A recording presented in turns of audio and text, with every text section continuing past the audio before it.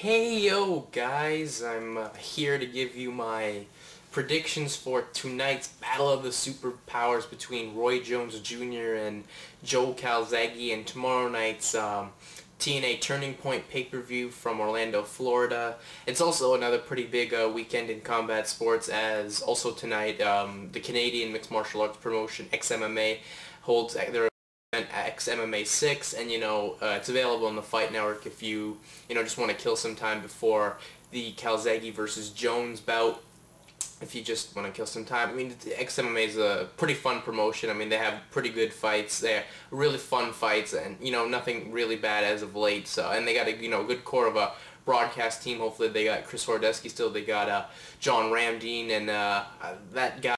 Much Music, who I'm not a big fan of, but he's not that bad. He actually at least takes the sport of mixed martial arts seriously, and he's done some training, so whatever. But anyways, on to tonight's Battle of the Superpowers between Roy Jones Jr. and Joe Calzaghe. This fight has been a fight almost a lot of time in the making, as ever since Roy Jones Jr. got his belt back from Montel back in 1997, and Joe Calzaghe made his mark in the sport of boxing when he beat Chris Eubank, a veteran who'd been through a lot of wars at 168 pounds. There was a lot of, maybe potential that these guys would fight each other, down the line, maybe not in 97, but eventually down the line.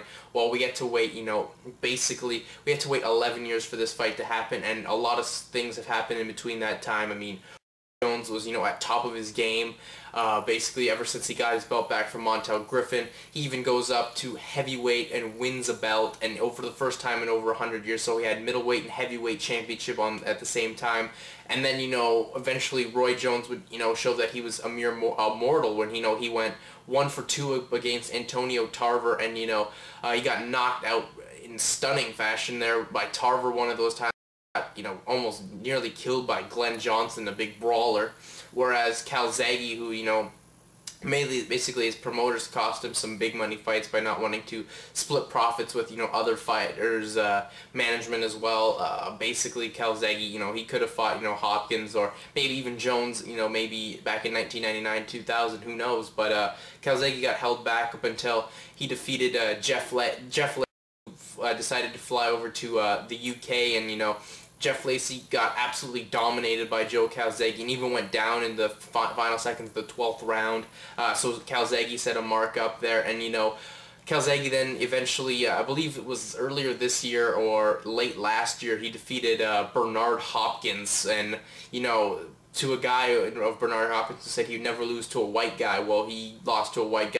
Very close, razor close decision, but he got the victory there. So really, I'm looking forward to this fight. I mean, it could potential once again be a fighter of the year, and you never know. I mean, so far in the fall of this year, combat sports, there's been upset galore. I mean, we had last weekend in boxing, Vic Darchinyan upset Christian Mijares by absolutely dominating the whole fight, and then knocking him down twice and eventually knocking him out in the 9th round. Even last Wednesday we had Uriah Faber stunningly get bullied around and get knocked out by the unknown, now obviously known Mike Brown.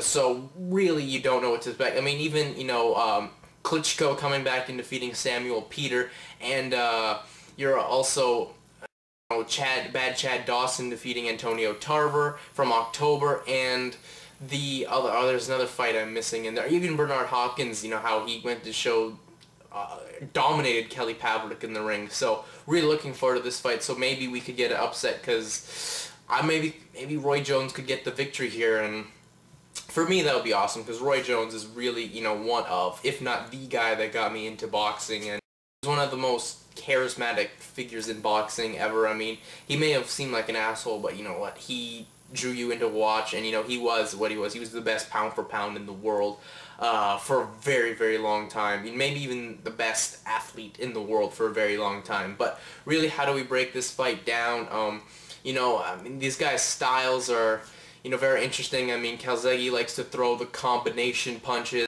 He likes to go 5-10 combos, while Roy Jones Jr. is a very good counter puncher. So I don't know if these guys can really hurt themselves, or will anything with any of those styles, you know, be different, and we'll have to see how the styles match up in the ring. I mean, styles do make fights, but anyways, one other question you got to take into consideration and breaking this down is the age. I mean, both guys are old, but are getting to that old stage, and we'll see how it goes from here. I mean, Calzaghe has been, you know, having some of the best fights of his career as he's, you know, getting older, kind of like how Lennox Lewis had some of the best fights of his career when he was in his 30s. So I think, you know, in that department, you'd have to break it down to give that advantage to Calzaghe.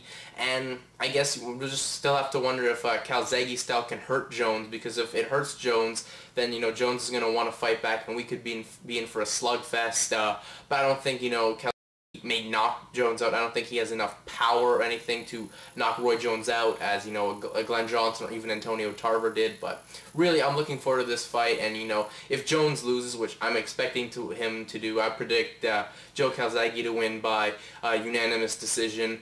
I just would like to thank Roy Jones Jr. because I don't know if he's got another fight left in him, because, you know, Calzaghe has said that if he wins, you know, it is his last fight, and Jones said that, you know, he's got 2 more fights left in him. I see that probably flipping around, but Calzaghe realizing he can make more money in a couple other fights. So he may take those guys on, get a for sure. If he wins tonight, he'd probably get another rematch with Bernard Hopkins, which we wouldn't want to see that. But really, you know, I'd like to thank Roy Jones Jr. for being the guy to inspire a lot of people to get into boxing, and, you know, being the face of boxing at a time when, you know, you had Tyson having his shenanigans, and, you know, he was the really, you know, bright spot of the sport of boxing. So I'd like to give him up for that. Anyways, moving on here to TNA's pay-per-view, which is this Sunday from the Impact Zone in the newly done Impact Zone in Orlando, Florida. Gotta say, you know what, with the whole main event Mafia versus the Young Guys stuff, it's kind of got you interested in the product. I mean, there's some stuff that's kind of stupid, but whatever. So let's just run through the card here. We have an X Division Championship seeding match. I never like these matches at all, because 1, you never remember about seeding, and 2, it's just a waste of time. I mean, you should have at least an X Division Championship on the line if you're just gonna have this, and considering what you're doing with your X Division Champion, it's just fucking weak. Anyways, your seeding match consists of Sanjay Dutt, Eric Young, Jay Lethal, Consequences, Creed, P.D. Williams, Jimmy Rave, Homicide, Doug Williams, Hiroshi Tanahashi, and Volador Jr. Really, I just hope that the international guys like Doug Williams, Volador Jr., and Hiroshi Tanahashi get to shine a lot, get to show what they can do, because, I mean, Doug Williams for sure showed what he could do in the X Cup elimination match, which was just fucking awesome. The best match TNA's had this year from Victory Road. Hopefully, you know, inclusion of the Tanahashi from New Japan and Volador from CMLL, they get to just, you know, go show what they can do and, you know, look good. And, you know, they're obviously not going to win this match, as they're probably going back to their respected promotions. Hopefully they just get to shine here. But really, when you look at it, who's going to win, it's probably either going to be Jay Lethal or Eric Young. More likely Jay Lethal, since he wins all these matches and eventually gets the shot on Impact the next week, and so they don't save it for a pay-per-view. So expect Jay Lethal to win this. I don't even know if it's an actual match with the guys or like a gauntlet. They haven't really said that, but whatever, predict Jay Lethal to win. Then we move over to the next match, which is a tag team match, which is Awesome Kong and Raiesha Saed versus Taylor Wilde and Roxxi. Really, not looking forward to this at all, just because whatever happened on Impact, I mean, Rock turning on Taylor Wilde, did we even need that? I mean, she's face for 2 weeks, and then she's a heel again. I mean, it's good that Kong has the title back, which is a strong thing, but really, prediction will probably be Kong and Saed due to, frick, now I forgot her name. Now I completely forgot her name. The girl that Raka Khan, yeah. For Raka Khan interfering into Taylor Wilde, and, you know, Taylor Wilde eating an awesome bomb for the victory. Ever since Taylor Wilde lost the strap, she's gonna, you know, just phase out there, as, you know, she never really could get over, and they just pushed her way too hard. They just tried to ram her down her throat. It's kind of like when Santina was the Intercontinental Champion. It didn't work, and I don't know what the alternative is. They're not going to turn her heel, because she looked completely weak as a heel right now compared to Awesome Kong, and, I mean, she looked better than Raka Khan, but, still, I mean, expect Kong and Saed to win, and, you know, Roxy's going nowhere with this I'm just going to say whatever the fuck I want gimmick, and, yeah, expect Kong and Saed to win. Then we move over to the next match, which is Rhino versus Sheik Abdul Bashir.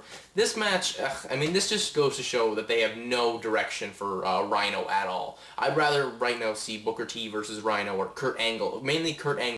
Rhino, because one, Rhino gets to be in, you know, important position, at least seeming important, and two, I mean, look how far up low he is. I mean, when he came in, he was like this most important guy. He was there for a very long time, you know, in meaningful feuds. Now he's just with Sheik Abdul Bashir. He's up against X Division champion in a non-title match. So really, basically expect Sheik Abdul Bashir to win by a heel way, and then I don't know what they're gonna do with Rhino. They need to get some direction in there. I mean, last month he's with fighting with the beautiful people in Cute Kip, and next month he's with Sheik Abdul Bashir for no reason. Anyways, Sheik Abdul Bashir to win by via heelism. Then we move over to, you know, actually some of the meat and potatoes of the card here, which looks pretty good. I mean, we got Kurt Angle versus Abyss. Really, I mean, the match will be good, but I mean, we had this match already, so I don't know why we need it on pay-per-view, and I don't know why you're having technically the leader of the main event Mafia in a squabbled position. I mean, yeah, Jeff Jarrett kind of sent Abyss on him, but really Abyss not going to win here. They're going to keep the main event Mafia strong, having the leader get the win. And anyways, Abyss and Matt Morgan already set up with a feud for beer money, so I mean, no harm, no foul there really, and it's just continue to drag so Kurt Angle can get Jeff Jarrett to come back in the ring, which will probably happen down the line, either probably lockdown or something like that. But anyways, then we move over to the TNA World Tag Team Championship match, which is Beer Money Incorporated defending against the Motor City Machine Guns. You know what? It's actually nice to see the Guns, you know, finally get out of that basement position they'd been in ever since February when they refused to blade in the, you know, X Division survival match or whatever you want to call it. The whole division itself, but then, you know, they just decided to push it over to Jay Lethal, getting the big rub, and then the Guns got buried forever. Nice to see him in a prominent position here, but, I mean, you know, you just think one week, you know what, they're finally going to get that chance. You know, they may even get the straps, but then the next week they have a #1 contender match with Matt Morgan and Abyss winning. That clearly is going to throw this match basically being a throwaway match, so expect Beer to win and retain to feud with Abyss and Matt Morgan, but in this match, expect maybe even a Team 3D run-in, since they kind of are teasing a Team 3D versus Beer Money feud, and then, you know, I guess eventually down the line, in a couple weeks or at least a month, probably you'll see the Motor City Machine Guns turn on, you know, the new guys and join the main event Mafia, which would kind of make sense considering, you know, they were kind of hesitant about it, and then they'll feel that suck up to the main event Mafia, they'll get ahead. That's how it would work. I mean, I don't know if it will, but expect that to happen there. I just don't, that would be an interesting way to take it, but that's how I see it would going, since, you know, they seemed reluctant to join the group. They booked it that way, so anyways, expect that to happen. Expect Beer Money to retain. Then we move over to the next match, which is the TNA Legends Championship match, Booker T versus Christian Cage. I think the whole Legends Championship thing is stupid. I mean, I know it's like $1 million championship belt, but it's kind of dumb. I mean, it doesn't have any credibility yet, as people are saying that the Diva Championship has more credibility yet. Well, yeah, no shit, this belt doesn't really need to be defended, and I just don't like the whole scenario that if Cage loses, he has to join the main event Mafia, kind of like the Rey Mysterio situation in WCW with the LWO, if anyone remembers.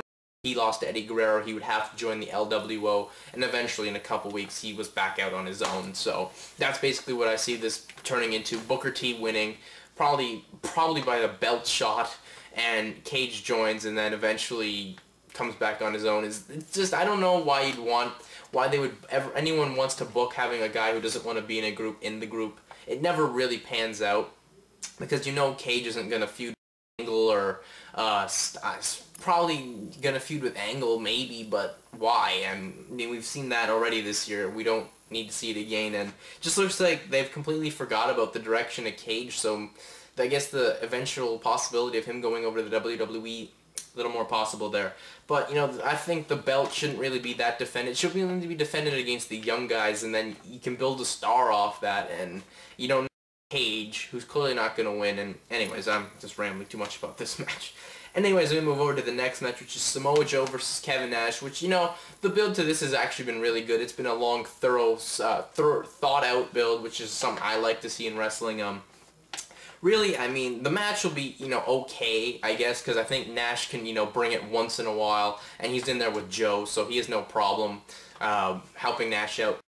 Really, I mean, you have to think about this the way, I mean, the main event, clearly Sting will retain. I mean, it'd be stupid to have this new heel faction just drop their strap and lose all their power like 2 weeks in. So you have to have Joe, who is the leader of the young guys, and, you know, you got to keep him strong, and, you know, he's going to beat Nash, who in a way is the weakest member of this main event Mafia type deal. So expect Joe to win. If he, you know, destroys Nash, that'll be amazing, but wait, his opponent's Kevin Nash, so that's not going to happen. So expect him to win, probably, you know, make the comeback and just hit a muscle buster. So expect that to happen there. I hopefully they don't overbook this, which would just suck, but I think they won't. I think they've thoroughly thought this match out, and I wouldn't expect a run-in at all. Expect a run-in in the next match for sure, which is the main event, which is the TNA World Heavyweight Championship match, as Sting defends against Styles. You know what? The match and the build to this is going to be good. I mean, the match, I think Sting can bring it a couple more times. If we get a performance that Sting had it bound for glory,